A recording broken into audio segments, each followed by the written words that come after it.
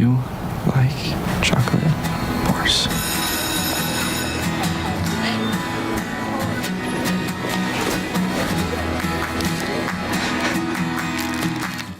Want to wake up to smoother, brighter skin day one?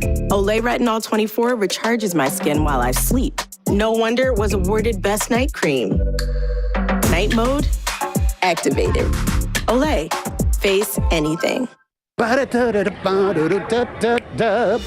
on ET, Tom, Julia, George at a mall. We're with the A-list stars stepping out in D.C. Plus, only one show is backstage at the iHeartRadio Music Festival. It feels good. I feel real good. Good energy, good vibes. And speaking of good energy and good vibes, tonight is the season finale of my CBS show, Secret Celebrity Renovation. And we head to Hawaii with the Masked Singer's Nicole Scherzinger to help give her sweet... Happening now.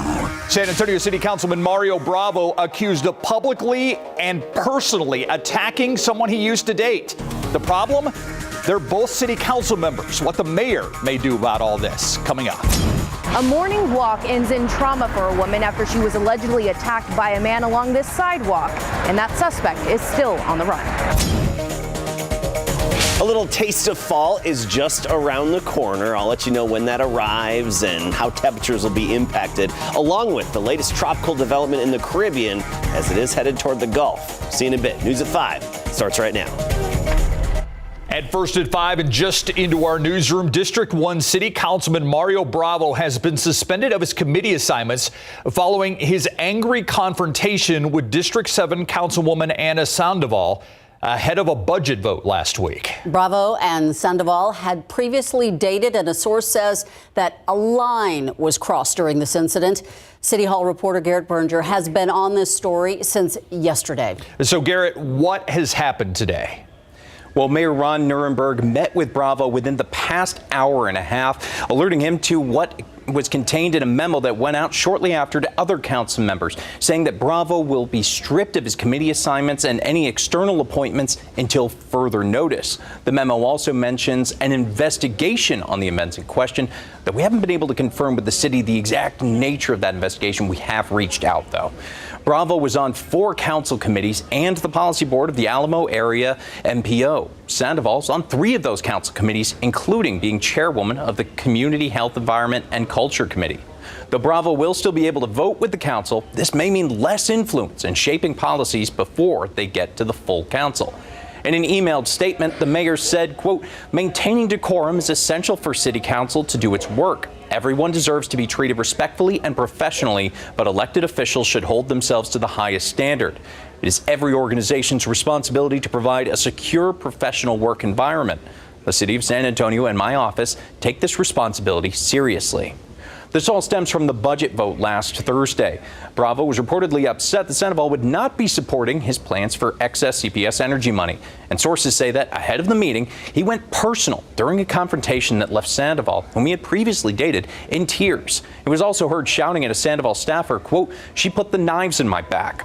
Sandoval went on to abstain from a key budget amendment vote that would have kept Bravo's plans for the CPS money alive. Instead, council moved forward with a plan to give bill credits to CPS customers. We have reached out to Bravo's office for comment about the mayor's latest action, but as of airtime, we have not yet heard back. However, last night he apologized in a late tweet and email to colleagues. However, it followed a statement that was still critical of Sandoval. Live in the newsroom, I'm Garrett Berger, KSAT 12 News. So much to still sort out. Thank you, Garrett. Vulnerable and traumatized. That's how one woman is feeling after she was attacked while she was just out for a morning workout. Yeah, officers responded to the 900 block of East Mulberry just before 6 a.m. They were not able to identify or track down that suspect. Alicia Barrera spoke to the victim, who hopes sharing her story will serve as a warning to other people who live in the area. Prepared with a self-defense keychain. Had them like that. And a route planned in a well-lit area. I figured, okay, this time let's go along Mulberry Street. Kristen Ibarra went on a walk with her partner early Tuesday morning. So we woke up around 5:30 in the morning, probably left the house at 5:35, started walking, and soon after they crossed paths with a man possibly in his 30s. He had on some skinny, like white and pink denim pants and a white tank top with black stripes. Moments later, they heard footsteps behind them. Did he turn around? Is he coming back to us? And we turn, and he's there, and he runs in front of us and starts yelling something at me. And then he punches me, and my glasses flew off. Days later, the left side of her face is still swollen. According to SAPD, an assisting officer checked out the surrounding area for the suspect. And it had only been like less than 5 minutes when that cop who went to go look around came back and was like, should I keep looking? And one other cop said, no, it's fine. Kristen says she feels like more could have been done to help track down this suspect, so she took it upon herself to ask nearby businesses to see their surveillance footage. 2 of the 3 businesses let Ibarra see the footage, but no luck catching the suspect on camera. So I come to this First Tee Golf Club and I asked the man, I told him my situation, and he told me he couldn't give me the video. That business told KSAT it's against their company policy. They say SAPD hasn't requested the surveillance video either. Meanwhile, Ibarra hopes this encourages other people exercising outdoors to be hypervigilant of their surroundings and those they cross paths with. Alicia Barrera, KSAT 12 News. Overnight, a deadly crash that was hard to watch, but one man saw it all unfold. Roberto Solis taking his dog for a walk about 3 this morning on the west side. That's when he saw a driver in a white car going the wrong way on Highway 90 before crashing head on with an 18-wheeler. The car was coming with a one-way, so he hit the trailer and he spun around. They stayed there. So nothing else, they couldn't move or anything. Solis called 911 and knew it would be a miracle if anyone survived. 2 people inside that car died at the scene. Police say it was a man and a woman in their early 20s. New today at 5 o'clock, a murder mystery that you might be able to help Live Oak police solve. They need to find out why a woman was found dead in a ditch this week. They tell us her name is Laura Cavazos Brison. She was the woman who was found Monday dead in the 12,000 block of Judson Road. According to the Live Oak Police Department, they know she was last seen with 52-year-old Keith Hammond, and they're calling him a person of interest in the case. If you have any information on his whereabouts or Brison's death, you're being asked to call 210-653-0033 and ask for the Criminal Investigations Division. He was found guilty of assaulting a woman he was in a relationship with, even when she was pregnant. A jury this week sentencing him to 52 years on a charge of continuous family violence. Steve Herrera was found guilty after evidence showed he assaulted that woman for 2 years, and while in custody, he continued to harass the victim. Because Herrera was a repeat offender, the minimum he faced, if found guilty, was 25 years, but the jury decided on 52 years. He must serve half of his sentence before he's eligible for parole. Right this minute, Canada is now preparing for an even stronger Hurricane Fiona to make landfall tomorrow. And here in the U.S., there's growing concern for Florida next week, a new tropical depression brewing in the Caribbean. Mike Valerio has the latest on what's next for hurricane season that we need to watch for. It's a new look near the eye of a monster storm. A sail drone uncrewed data collection vehicle sending back video outside the eye of Fiona Thursday. The hurricane is likely to be the strongest ever to hit Canada. We're definitely going to get hit hard. It's going to be quite a large storm. Its winds could spread out for hundreds of miles. The impact of having winds that strong for that long, it just creates more stress on everything, like the trees, like structures. So that's why we're particularly concerned about wind. Forecasters say Fiona is likely to hit eastern Nova Scotia on Saturday after sideswiping Bermuda today, where the storm closed schools and offices. While in Puerto Rico, the mass power outage continues as much of Puerto Rico endures extreme heat. Temperatures felt as hot as 112 degrees Thursday afternoon. We have to fight every single day. You know, right now we are cleaning, moving the mud. Thanks God that we have help. But as Fiona moves north, eyes are back on the Caribbean. Tropical Depression 9 is now expected to strengthen into a major hurricane, potentially impacting Florida next week. If this forecast pans out, it would be the first major hurricane to make landfall in Florida since Michael in 2018. For KSAT 12, I'm Mike Valerio. Now, if you're looking for a way to help our neighbors in Puerto Rico, who have been affected by this storm. We are hoping to make it pretty easy for you. So on Monday, KSAT is joining the American Red Cross and our KSAT community partners. We're going to have a phone bank, and people are going to be standing by to answer any of your questions and direct you on where you can help. That's going to be going on from noon to 7 o'clock. Again, this is on Monday. For more information on how to take part, you can visit ksatcommunity.com. Check out Trains Guide on this Friday, and we're taking a look at US 90 at Nogalitos, and you can see traffic is heavy, but no major traffic tie-ups to tell you about out there. And we made a good run at the record of 100-degree days in a year, but I think this was our last shot at it. We only made it to 96 for the high temperature today. That's a few degrees below the record of 99, well above the average of 88. And our temperatures will be on the downward trend gradually in the days ahead, and there will be a little taste of autumn in the air in the extended forecast. But first, the here and now. 95 Del Rio, 97 Santa Maria, 96 in Schertz, Bulverde 93 degrees, and Bernie right now at 94. This evening, pretty straightforward. Nothing to get in the way of Friday night football games. Clear sky, 88 degrees at 8 o'clock, increasing humidity overnight. By 10 o'clock, 82 degrees and a light southeasterly breeze at only about 3 to 10 miles per hour. So most of the evening and night, maybe 3 to 8 mile per hour breeze. Not a big deal. There is that taste of fall that's around the corner. We'll talk about that, what it means for temperatures and humidity, along with the complete tropical update on Tropical Depression 9 and its latest path coming up. Thank you, Adam. KSAT and our community partners getting ready to kick off an annual event that is near and dear to our hearts. It is the 9th annual Head for the Cure. It's happening tomorrow. It's a 5K walk run to raise awareness for brain cancer. Some of the runners and walkers already pumped up today, the Packet Pickup Day over at Fleet Feet, where they're also excited and ready for tomorrow's big event. We're all super excited for tomorrow morning. Everything's ready to go. We're going to have lots of stuff out there at Providence Catholic School. We have a bubble foam machine for all the kiddos. We'll have a kids zone and a bunch of great vendors and Team Village for all those big teams that we have. The race begins around 8 a.m. It's at Providence Catholic School on North St. Mary's. It's right across the street from our KSAT 12 TV station. Many of our crew members are going to take part in this once again this year. It's all to honor our late news director, Jim Boyle. Online registration is closed. There's still time to sign up, though. All you have to do is just show up early tomorrow morning. Everything else you need to know available right now on KSAT.com. Lots of events happening in and around San Antonio this weekend, in fact, and they are all sure to affect the roads, things like this walk. There are several closures set to last for a number of hours. Traffic authorities, Stephen Cavazos has a look at which areas to watch out for.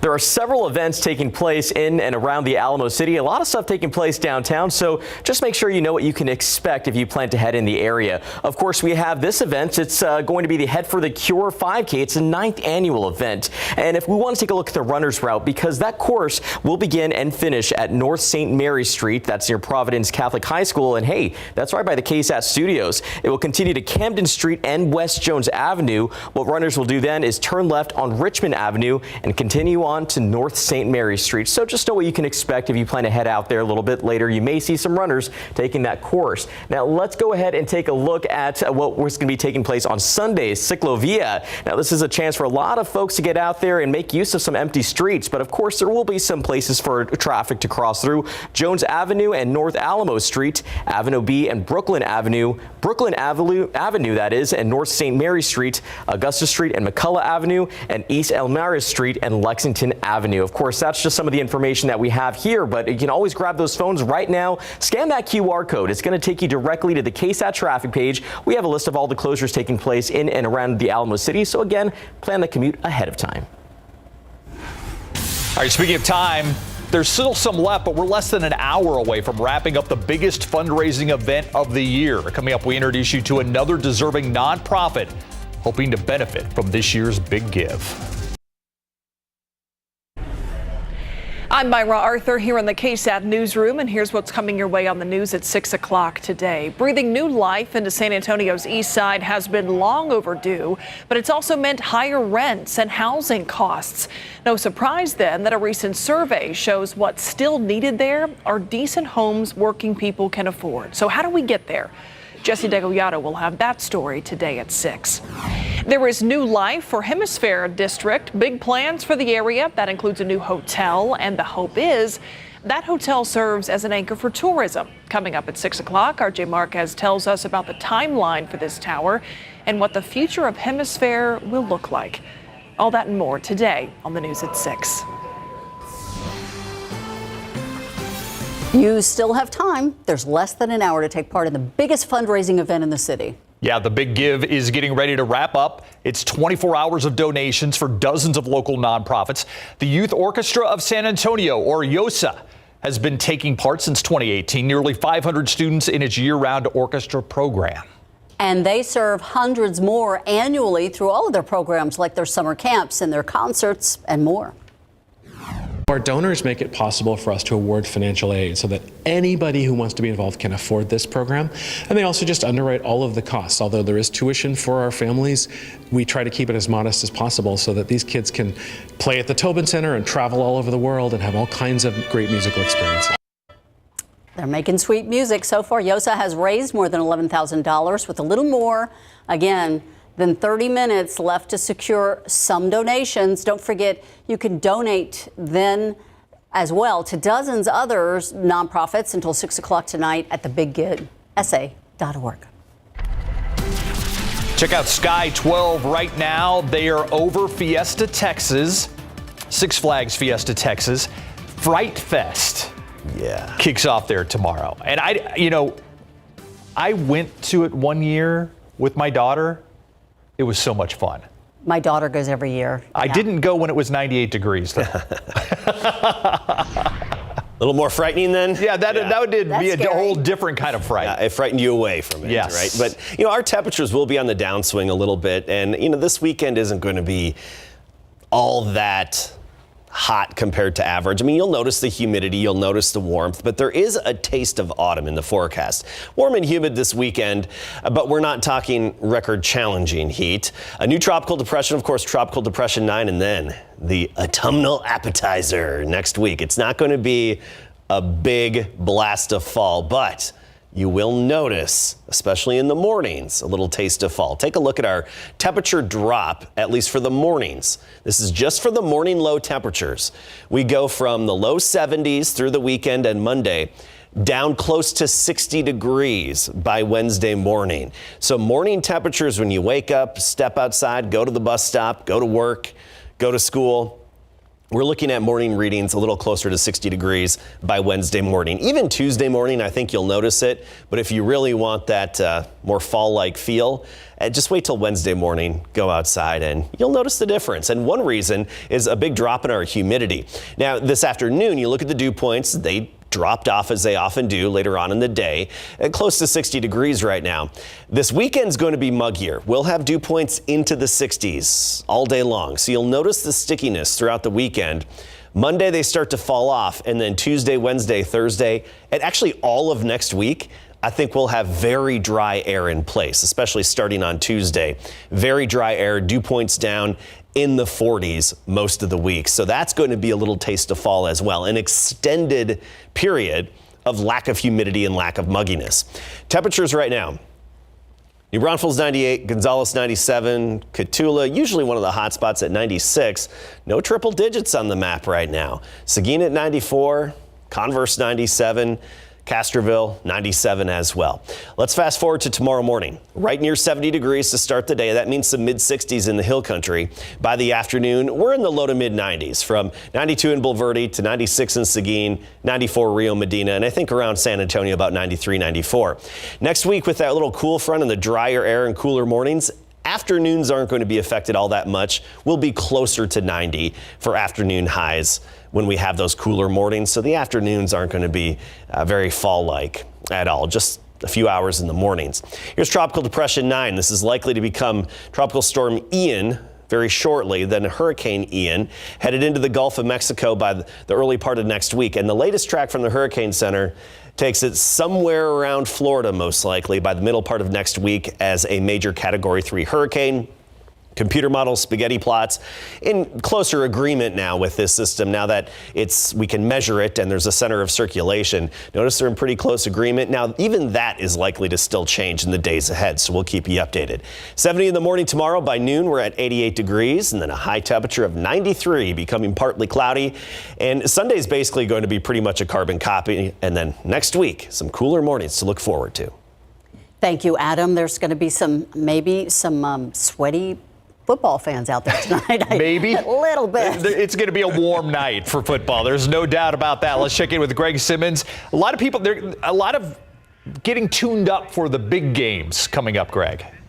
Yeah, I tell you what, I can't believe it's September and it's this hot on a football field in Texas, and more specifically here in Church Cibolo. When we come back, more about the #1 ranked Steel Knights putting that ranking on the line tonight in their final non-district game. And the Spurs, a major announcement today. They've hired a new woman assistant coach. Coming up.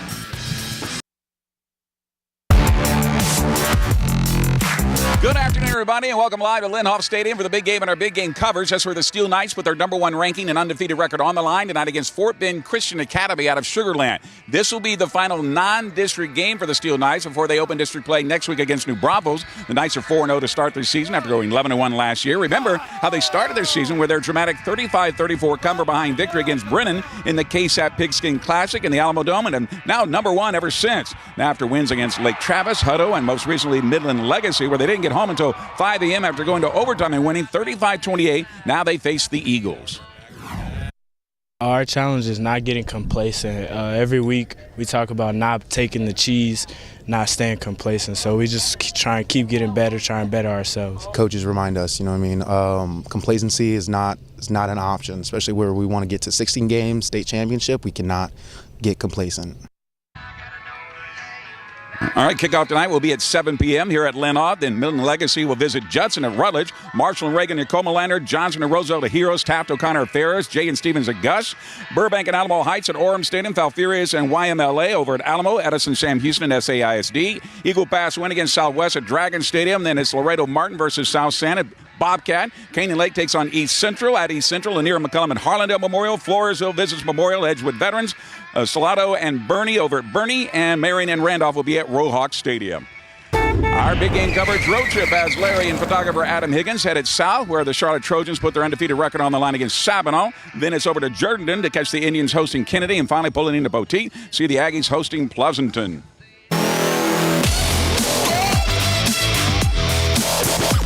Two big announcements being made today by the Spurs regarding the San Antonio Spurs and the Austin Spurs. First, for the San Antonio Spurs, they've hired an assistant coach, and she happens to be a WNBA champion. She's assistant coach, will be Candace Dupree, following her 16-year career in the WNBA, where she helped the Phoenix Mercury win the title in 2014. And former Spur Brent Berry, who helped the Spurs win 2 of their 5 titles in 05 and 07, then named the general manager of the Austin Spurs. Don't forget, you can follow your favorite teams live tonight on the BGC app, and join us on the Night Beat right afterwards for all the highlights and final scores. Live from Lindhoff Stadium, Greg Simmons, KSAT 12 Sports. All right, Greg, stay cool out there. Please do. We'll be right back. Thanks so much for watching the News at 5 with us. World News is up next. We'll see you right back here at 6.